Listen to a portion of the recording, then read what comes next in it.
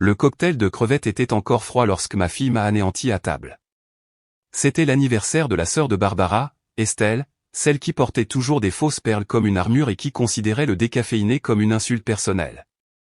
Toute la famille s'était réunie dans ce restaurant de fruits de mer hors de prix sur lequel Barbara avait insisté, le genre d'endroit avec trop de fourchettes et aucune âme. J'étais au bout de la table, près de la sculpture de glace, oublié comme un vieux marque-place pendant que le vin coulait à flot et que Claire présidait la table comme si elle venait d'être anoblie par TikTok. Et mon vrai père, dit-elle en riant dans son verre de vin, il m'apportait des Twizzlers après le ballet. Tous les vendredis où c'était mon tour, tu sais, pas comme, elle fit un geste vague dans ma direction. Peu importe ce que c'était. La voilà. Cette petite lame de couteau déguisée en nostalgie. Il n'est même pas de mon sang. Silence, à l'exception du hochement de tête de Barbara. Ce n'était pas grand-chose, juste un accord silencieux, comme si elle avait attendu que quelqu'un d'autre le dise pour ne pas avoir à le faire elle-même. Je n'ai rien dit au début. J'ai juste fixé mon steak, à peine touché. Puis j'ai repoussé ma chaise, lentement, de cette lenteur qui signifie « tu ne pars pas ». Tu changes les règles du jeu, je me suis levé calmement, comme un homme qui s'éloigne d'un incendie qu'il a délibérément allumé. Toi non plus, ai-je dit. Le sourire suffisant de Claire se figea. Barbara cligna des yeux comme si on venait de la gifler avec un chiffon mouillé. Je me suis alors tourné vers le serveur, qui rôdait maladroitement avec un plateau de crème brûlée. Dessus se trouvait un dossier noir scellé. Le serveur hésita. Je lui fis un petit signe de tête. Il le fit glisser sur la table comme une addition que personne ne voulait payer. L'ambiance n'a pas seulement changé, elle a implosé. On pouvait entendre la glace fondre dans les verres d'eau. Le petit ami d'Estelle toussa. Claire attrapa de nouveau son verre de vin, les mains tremblantes. Si vous êtes arrivé jusqu'ici, prenez une seconde pour vous abonner. 98% des gens qui entendent ceci ne le font jamais. Et croyez-moi, c'est ce qui aide l'équipe à continuer ses recherches approfondies pour vous apporter des histoires comme celle-ci. Je me suis rassis. Pas de cris, pas de drame, juste le silence, celui qui s'étire et se brise. Claire regarda le dossier comme s'il pouvait siffler. Les doigts de Barbara s'avancèrent vers lui, puis s'arrêtèrent. Elle me regarda, les yeux plissés, en train de calculer. Greg, dit-elle d'une voix trop basse. C'était inutile. Inutile ? Élever une enfant qui hurlait la nuit et a raté 2 fois son algèbre. Payer l'appareil dentaire, les cours de danse, la thérapie après qu'elle a encastré la Corolla dans une boîte aux lettres parce que, Jake avait dit qu'il l'aimait et puis il l'a ghosté. Inutile. C'est drôle comme des décennies de paternité sont invisibles jusqu'à ce qu'un test sanguin entre en jeu. Claire regarda sa mère, puis moi, confuse, comme si je parlais une autre langue. Qu'est-ce qu'il veut dire, demanda-t-elle. Mais je me suis contenté de sourire. Un petit sourire. Celui qui en sait plus qu'il n'en dit. Parce que ce dossier n'était pas pour maintenant. C'était pour l'instant d'après. Le dénouement ne faisait que commencer. Nous n'avons pas parlé de tout le trajet du retour. Barbara regardait par la fenêtre côté passager comme si les lampadaires l'offensaient personnellement, tandis que je gardais les 2 mains sur le volant. Le silence n'était pas gênant. Il était stratégique. Le sien bouillonnait. Le mien était clinique. Je pouvais presque l'entendre charger ses munitions. Dès que nous avons franchi la porte, la réprimande a commencé. C'était inutile, Greg, lança-t-elle, jetant son sac à main sur la console de l'entrée comme s'il lui avait fait du tort. J'ai enlevé mon manteau, je l'ai accroché proprement, sans la regarder. Tu as tendu une embuscade à ta propre fille lors d'un dîner d'anniversaire. Est-ce que tu t'entends seulement ? Je l'ai enfin regardé dans les yeux. Ma fille, ai-je dit, sans colère, juste avec une précision lasse. Sa mâchoire se serra. Elle tourna les talons et monta les escaliers en furie, comme une adolescente à qui on a refusé les clés de la voiture. Je ne l'ai pas suivi. Je savais qu'il valait mieux ne pas le faire. Je suis simplement allé dans la chambre d'amis, celle avec le ventilateur de plafond qui grince et la bibliothèque que personne ne touche. C'est là que je dors maintenant. 3 mois et ça continue. La chambre principale sent encore son parfum et son assurance.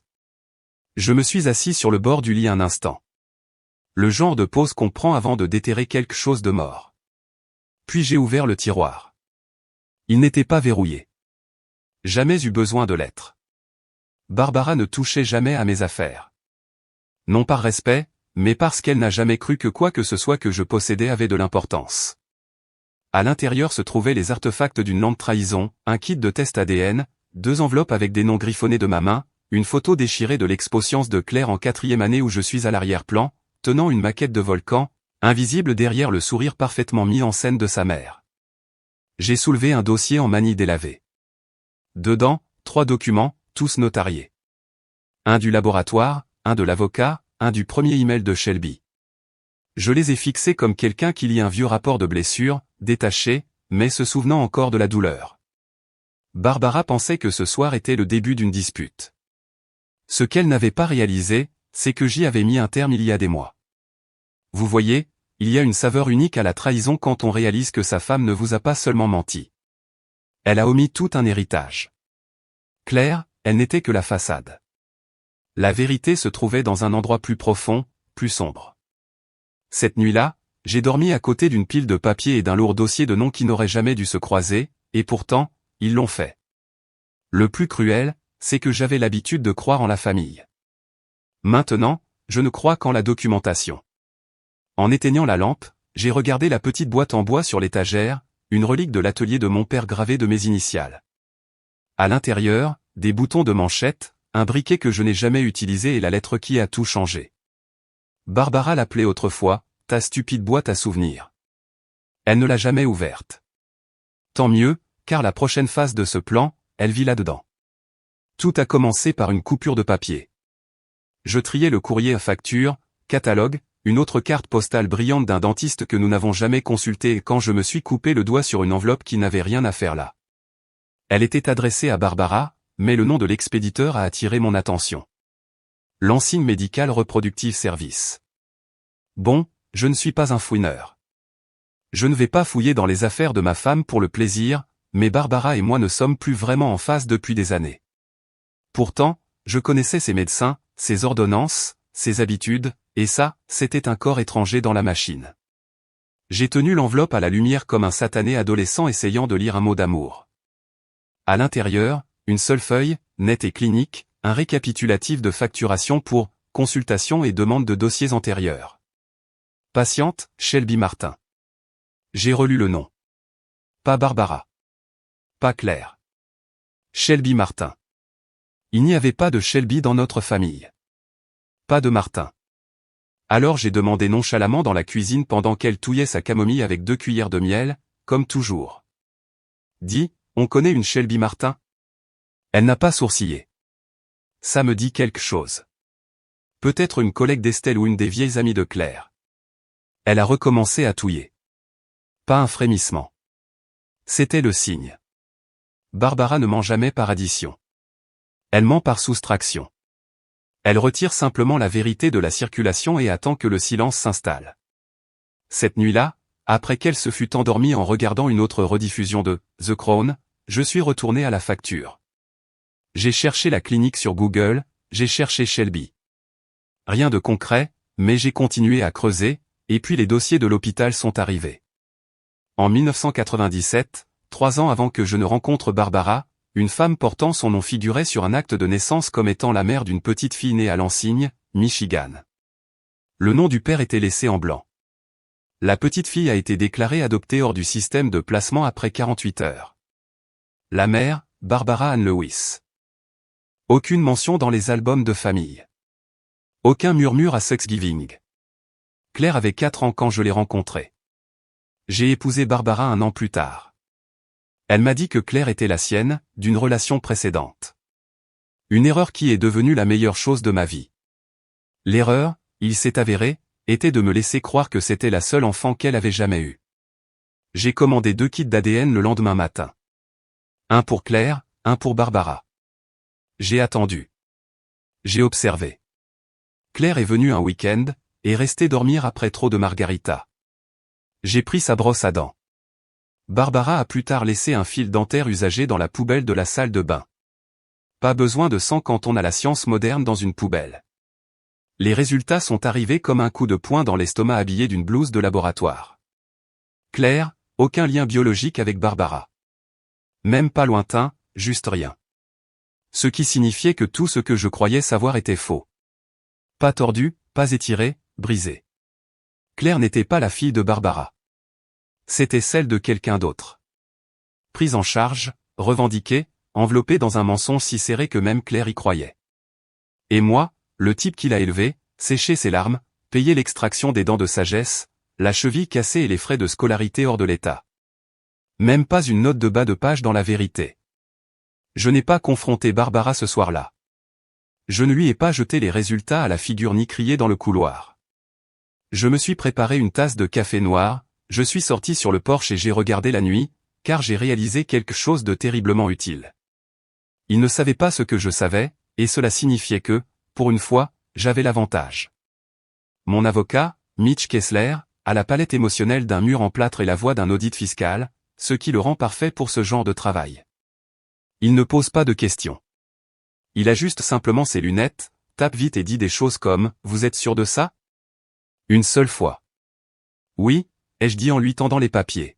« Rendez-le contraignant. » Il a regardé l'Ancien Testament, le Nouveau Projet et le nom que j'avais ajouté à la fin. Ses sourcils se sont à peine haussés. Shelby Martin, a-t-il lu à voix haute. Relation. J'ai donné la réponse que j'avais répétée. En attente.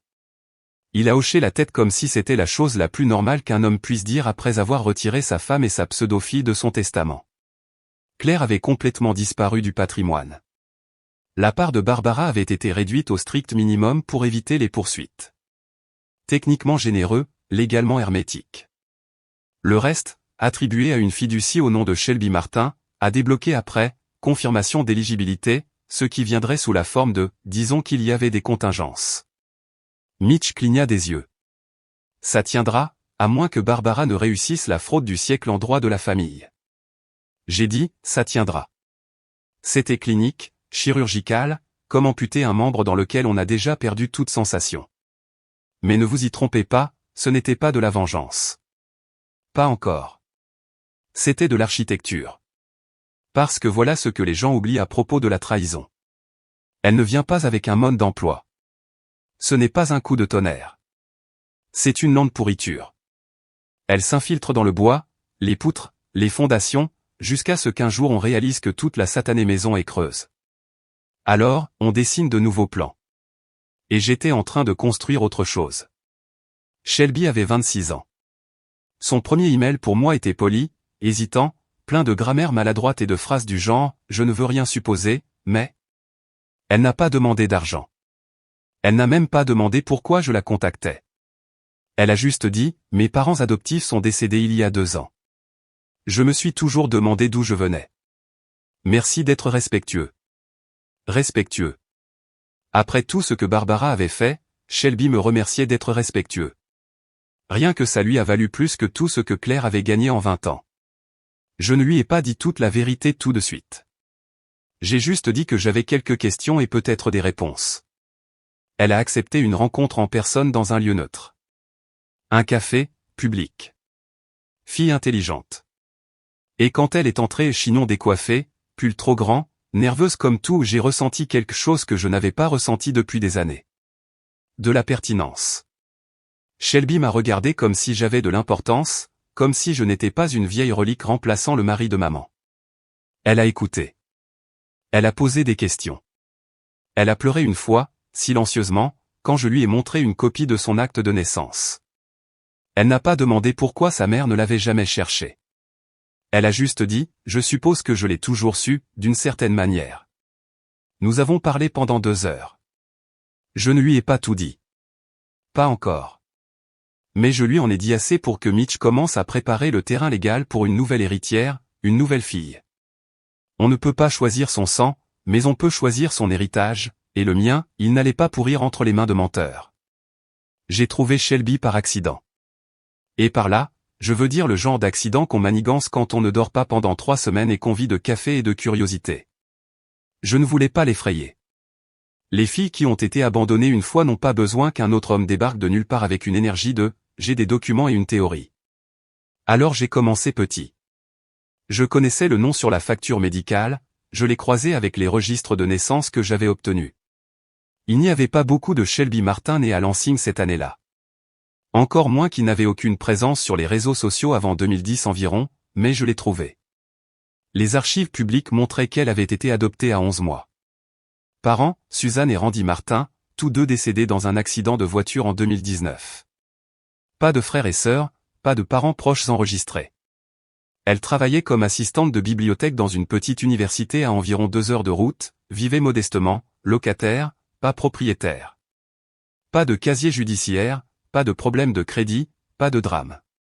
Elle était discrète, propre, invisible. Exactement le genre de personne qui se fait ensevelir sous le passé de quelqu'un d'autre. Je lui ai envoyé une lettre, une vraie. Pas de mail, pas de message direct, juste de l'encre sur du papier.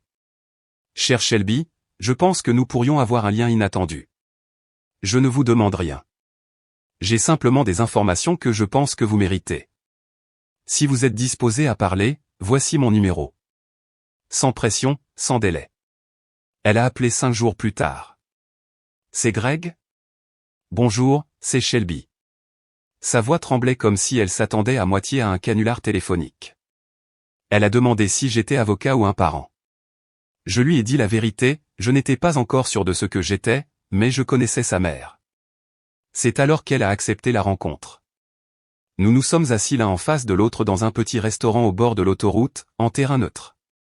Je portais le même pull que j'avais l'habitude de mettre pour les matchs de foot de Claire, plus par habitude que par nostalgie. Elle portait une écharpe malgré les 20 degrés. Main nerveuse. Elle ne ressemblait en rien à Barbara, mais les yeux, ils étaient familiers. Pas ceux de Barbara. Les siens. Le genre qui scannait une pièce avant d'y entrer. Des yeux de survivante. Je ne l'ai pas submergée d'informations. J'ai simplement exposé ce que j'avais trouvé, les registres de naissance, la sortie de l'hôpital, la date d'adoption. Le nom de Barbara figurait en noir et blanc. Shelby n'a pas pleuré. Elle s'est juste effondrée sur elle-même, comme si quelqu'un avait coupé le courant qui la maintenait droite. Elle n'est jamais revenue pour moi, a-t-elle dit. Non, ai-je répondu, elle ne l'a pas fait. Et puis elle a posé la seule question à laquelle je n'étais pas préparé. Pourquoi faites-vous ça? Je n'avais pas de réponse nette, mais je lui ai quand même dit la vérité. Parce que je pensais avoir élevé une fille. Il s'avère que je n'étais qu'un remplaçant. Mais vous n'avez pas demandé à être mise de côté. Moi non plus. Elle a hoché la tête lentement. Nous ne nous sommes pas pris dans les bras. Ce n'était pas ce genre de moment. Mais quelque chose s'est passé entre nous. Une compréhension tacite que nous étions tous les deux les conséquences de la mémoire sélective de Barbara. Avant qu'elle ne parte, je lui ai tendu une enveloppe scellée. Au cas où, ai-je dit. Qu'est-ce que c'est? La carte de mon avocat est quelque chose qui pourrait changer votre avenir. Elle l'a glissée dans son sac sans regarder. 3 jours plus tard, elle m'a envoyé un texto avec une photo d'un plant de tomates. J'essaie quelque chose de nouveau, disait le message. Merci pour les racines. Barbara, pendant ce temps, planifiait le dîner d'anniversaire de sa sœur. Choisissant le vin, se plaignant du parking du restaurant. Elle n'avait aucune idée que la fille qu'elle avait enterrée reprenait vie sans elle, et que j'en avais fini d'arroser les choses mortes. Estelle pense qu'elle organise les meilleurs dîners. C'est ce qui la rend utile. C'est le genre de femme qui traite les accords mets et vins comme de la politique étrangère et croit que toute réunion de famille doit inclure une nappe en lin, un centre de table et au moins une crise émotionnelle avant le dessert. Alors, quand j'ai suggéré nonchalamment que nous nous réunissions tous pour son anniversaire un vendredi précis, dans un lieu précis, avec une liste d'invités précise, elle n'a pas posé de questions. Elle s'est juste illuminée comme si je venais de lui décerner un Oscar. Oh, Greg, quelle attention! S'est-elle exclamée, sortant déjà son téléphone. Je vais prévenir tout le monde. Barbara sera ravie. Bien sûr qu'elle le serait. Je préparais le terrain depuis des semaines, calculant le bon moment, suivant l'emploi du temps de Claire, son stress au travail, ses sautes d'humeur habituelles. Je savais quand elle serait assez sensible pour parler sans réfléchir et assez suffisante pour se sentir en sécurité en le faisant. Parce que le truc avec Claire, c'est qu'elle ne mord que quand elle pense que la laisse est bien tenue. Et je comptais là-dessus. J'avais même coaché Estelle, d'une certaine manière, pas directement, bien sûr, j'avais juste orienté la conversation quelquefois lors de nos discussions informelles. J'ai mentionné à quel point Claire semblait mature ces derniers temps et comment elle se reconnectait probablement davantage avec son père biologique, juste assez pour planter la graine, parce que la cruauté, quand elle est bien plantée, fleurit à la vue de tous. Le choix du restaurant n'était pas non plus un hasard. Il était chic, théâtral, avec une salle à manger ouverte, beaucoup de verre et de bruit, le genre d'endroit où l'intimité est sacrifiée au profit de l'ambiance. Je voulais que les gens entendent, pas assez pour un drame viral, juste assez pour la honte. Il fallait que ça se passe là, à une longue table où tout le monde se regarde, avec les rires, les apéritifs et le vin blanc qui coule. Car c'est là que Claire brille, quand elle a un public et une histoire à faible enjeu à raconter. Je savais qu'elle parlerait de lui, son vrai père. Elle le fait toujours quand il y a du vin et de l'attention.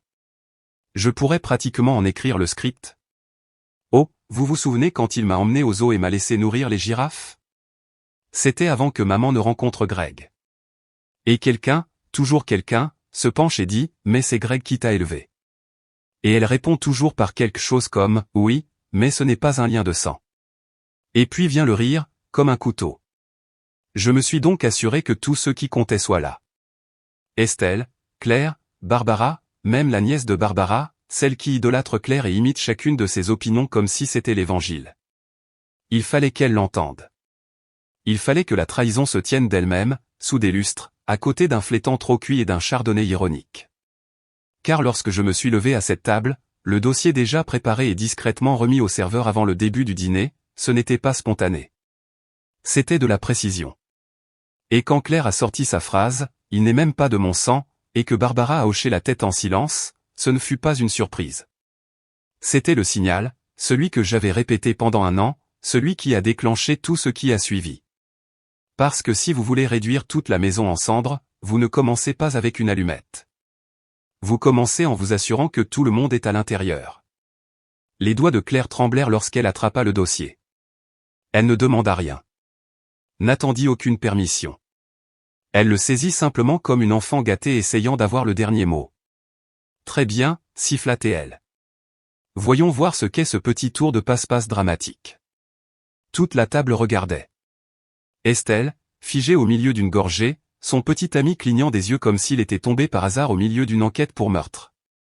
Le serveur, Dieu le bénisse, était introuvable. Probablement à l'arrière, en train de texter sa copine sur l'implosion familiale qui se déroulait dans la section B. Claire ouvrit le dossier avec l'air suffisant de quelqu'un convaincu qu'elle était sur le point de m'exposer. Au lieu de ça, elle s'est exposée elle-même. 2 documents, tous deux nets, officiels, tous deux avec des en-têtes froids et stériles. Résultat de test ADN. Sujet, Claire Whitman. Résultat de test ADN. Sujet, Barbara Lewis. Elle regarda la première page en fronçant les sourcils, puis la seconde. Sa mâchoire se décrocha. Ses lèvres s'entr'ouvrirent, mais rien ne sortit. Ses yeux se tournèrent vers Barbara, puis vers moi, et de nouveau vers le papier comme si elle avait mal lu. Je ne bougeais pas. Je ne sciais pas. Elle lut encore et encore, puis elle se mit à rire. C'était un rire sec, brisé, désespéré. C'est faux. Lis-le à voix haute, ai-je dit, ma voix assez calme pour faire couler le sang. Elle ne le fit pas, mais Estelle, si. Elle se pencha, les yeux plissés, et lut d'un ton lent et prudent, comme si elle désamorçait une bombe. Aucune correspondance biologique trouvée entre Claire Whitman et Greg Whitman. Puis elle passa à la deuxième feuille, la voix brisée. Aucune correspondance biologique trouvée entre Claire Whitman et Barbara Lewis. Une pause, puis le silence. Pas seulement un vide silencieux. Le genre de silence qui vous fait bourdonner les oreilles. Claire regarda Barbara maintenant, les yeux écarquillés et nauséeux. Qu'est-ce que c'est? Barbara ne dit rien. Non pas parce qu'elle n'avait pas de mots, mais parce que chaque mensonge qu'elle avait passé des décennies à tisser venait de s'effilocher entre les mains de sa fille, non, pas de sa fille. Je pris une gorgée d'eau, posai délibérément mon verre et prononçai le seul mot qui fit exploser toute la table. Adoption. La tête de Claire se secoua comme si quelqu'un venait de la gifler. Non, murmura-t-elle. Barbara ouvrit la bouche. Non, répétai-je en haussant un sourcil. C'est ce que disent les registres. Hôpital, État du Michigan, signé, scellé, enterré sous des années d'histoire pour s'endormir et de demi-vérité. Tu mens, cracha Claire en se levant de son siège. Tu penses que j'ai falsifié des dossiers médicaux de l'État et des tests ADN certifiés par un laboratoire? Demandai-je en penchant la tête. Je suis doué, Claire, mais pas à ce point. Elle se tourna de nouveau vers Barbara, les yeux remplis de trahison, d'incrédulité, de besoin. Mais le visage de Barbara était vide. Pas de culpabilité. Barbara ne ressent pas la culpabilité, mais parce qu'elle savait que l'échiquier avait été renversé et qu'elle ne savait pas jouer avec les noirs. J'allais te le dire, balbutia-t-elle. Quand? Demandai-je, toujours assis. Après ton mariage, sur ton lit de mort, ou peut-être juste jamais? La voix de Claire se brisa. Donc je ne suis pas ta fille? Tu l'étais, dit faiblement Barbara. Non, interrompis-je. C'était un substitut. Une performance. Un mensonge enveloppé dans des cartes d'anniversaire et des rendez-vous chez l'orthodontiste. Claire recula en titubant, serrant le dossier comme s'il pouvait exploser. Je me levai, pas de façon dramatique, juste définitive. Je t'ai élevée, Claire. Je t'ai donné une vie, de l'amour, de la stabilité. Tu m'as écarté d'un rire et d'un verre de rosée. Tu m'as dit que nous n'avions pas le même sang. Je me suis approché, juste assez pour qu'elle m'entende. Eh bien, félicitations. Tu avais raison. Et pour la première fois de sa vie, Claire n'eut rien à dire. Claire se tourna vers Barbara comme une grenade cherchant son détonateur. Dis-moi que c'est une erreur? Exigea-t-elle, la voix tremblant comme un échafaudage dans une tempête. Dis-moi qu'il ment. Dis-moi quelque chose. Barbara ne répondit pas. Pas tout de suite. Elle cligna des yeux trop souvent, se lécha les lèvres, attrapa son vin, y réfléchit à 2 fois, puis l'attrapa de nouveau. Elle ressemblait exactement à quelqu'un qui réalise que l'alarme incendie est réelle, et que c'est elle qui tient l'allumette. J'avais l'intention de te le dire, bégaya-t-elle. Claire éclata de rire. Un rire aigu, laid, comme du verre sous les pieds. Oh, eh bien, ça arrange tout, n'est-ce pas? Juste un petit détail, hein? Que tu m'as adopté et que tu ne m'as jamais dit que je n'étais même pas ta foutue fille. Barbara tressaillit. Estelle posa une main sur son bras, mais Barbara la repoussa comme si la honte était contagieuse. De l'autre côté de la table, je restais assis, calme, serein, mon verre d'eau à moitié plein et immobile. La tempête n'était plus à moi de la gérer. Je ne savais pas comment, dit Barbara, la voix devenant minuscule. Et c'est donc, cracha Claire. Je m'éclaircis la gorge, pas fort, mais assez pour couper court au désordre. Shelby méritait la vérité, ai-je dit. Et toi aussi. Barbara me regarda enfin. C'était là. Le tremblement derrière ses yeux. Pas la culpabilité, l'exposition. Le genre de peur qui ne frappe que lorsque le script déraille. Elle se tourna de nouveau vers Claire. Il t'avait laissé à l'hôpital, dit-elle doucement. Il t'avait juste laissé. Pas de nom, pas de papier, pas d'explication. Je pleurais encore mon autre fille. J'étais bénévole là-bas, dans le cadre d'un programme universitaire, et on m'a demandé si je pouvais te tenir un moment, juste jusqu'à ce que l'assistante sociale arrive. Le visage de Claire se brisa. Et alors? Tu m'as juste gardé? Non, pas au début. La voix de Barbara était maintenant de verre. Mais je ne pouvais pas m'éloigner à nouveau. Pas après ce que j'avais fait avant. Elle ne me regarda pas en disant ça. Elle n'en avait pas besoin. Claire regarda entre nous, désespérée de reconstituer le puzzle. Qu'est-ce que tu veux dire par à nouveau? Qu'est-ce que tu as fait avant? Je laissai le silence se faire menaçant. Elle a abandonné Shelby, ai-je dit. Grossesse à l'université. Pas de père déclaré. Elle l'a donné à l'adoption. A tourné la page. Et ne l'a jamais dit à personne. Même pas à l'homme qu'elle a épousé plus tard. Barbara secoua la tête, marmonnant quelque chose d'inintelligible, mais le mal faisait déjà son chemin. Claire se rassit comme si ses genoux avaient lâché. Je suis adoptée, murmura-t-elle. D'un hôpital quelconque. Et toi? Elle pointa Barbara du doigt, sa voix maintenant venimeuse. Tu m'as menti toute ma vie. Je t'aimais, rétorqua Barbara. Non, tu m'as utilisé. Tu m'as fait croire que je t'appartenais. Tu m'as fait croire que lui son doigt se tourna vers moi n'était qu'un personnage secondaire dans l'histoire que tu écrivais. Barbara me regarda enfin, droit dans les yeux. Son expression disait ce que sa bouche ne pouvait pas, tu as planifié ça. Tu voulais ça. Elle avait raison. Je pris une autre gorgée d'eau. Froide. Parfaite. Plus de secrets, dis-je en me penchant en arrière. Je m'en suis assuré. Claire ressemblait à une version vide d'elle-même. 26 ans et, d'une certaine manière, réalisant seulement maintenant que le sol sous ses pieds n'était pas réel. Barbara tenta une dernière fois. Douce, maternelle, pathétique. J'ai fait de mon mieux. Claire ne la regarda même pas cette fois. Tu as fait de ton mieux pour toi. Le silence revint, plus lourd maintenant. Personne ne bougea.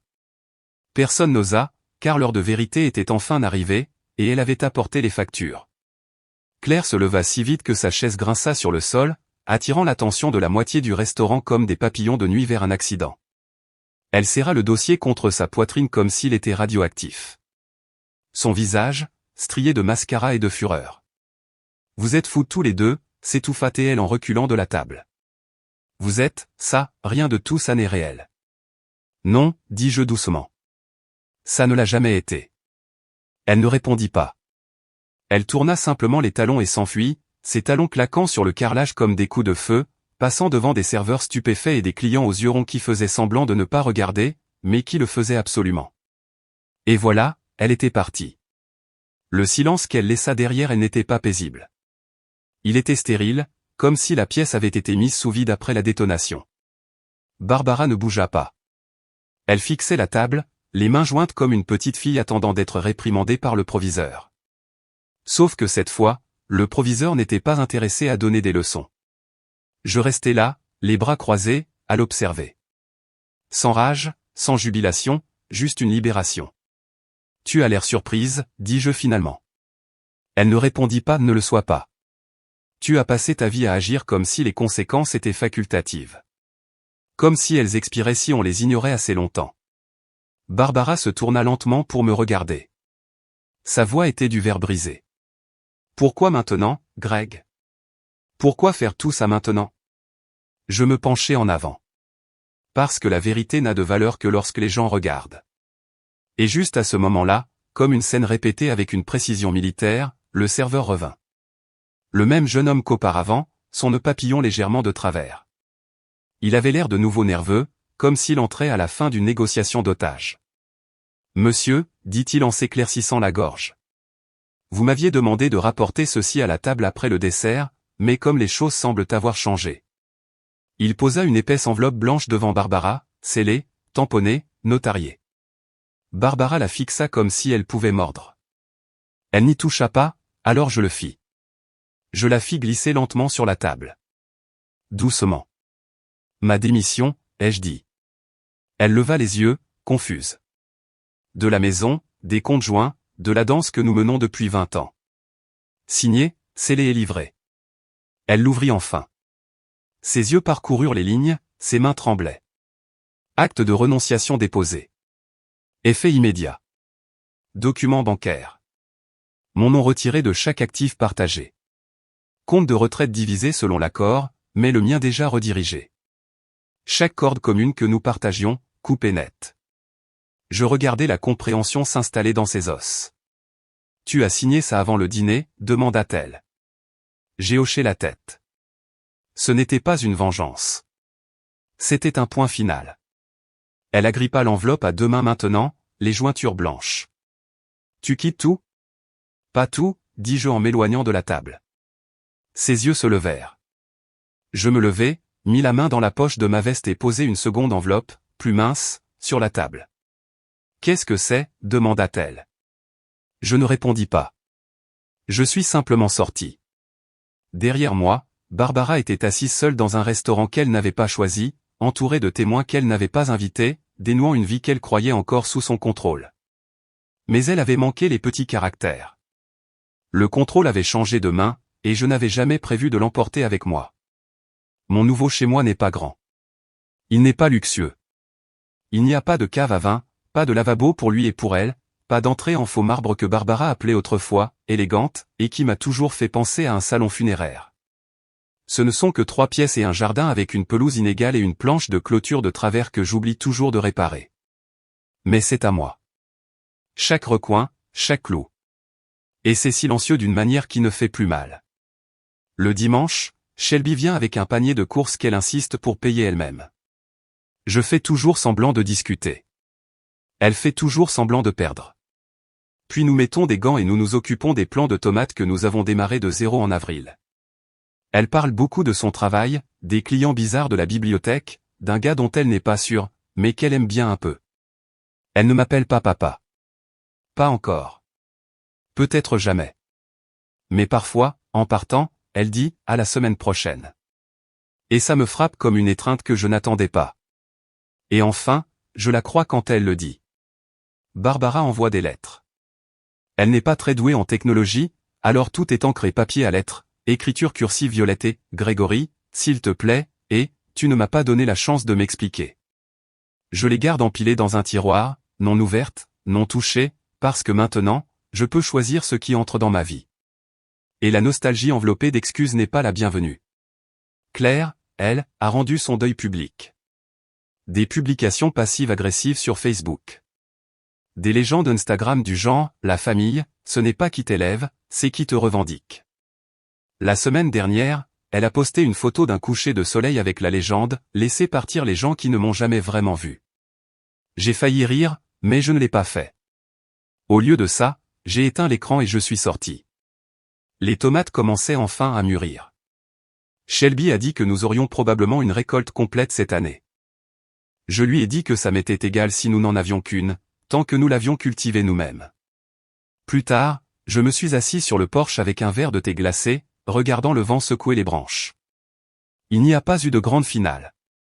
Personne n'est arrivé en courant dans l'allée en pleurant. Pas de musique qui enfle, juste le calme, et la tranquille compréhension que la paix n'est pas gratuite. Elle vous coûte le confort, la familiarité, même l'illusion de l'amour.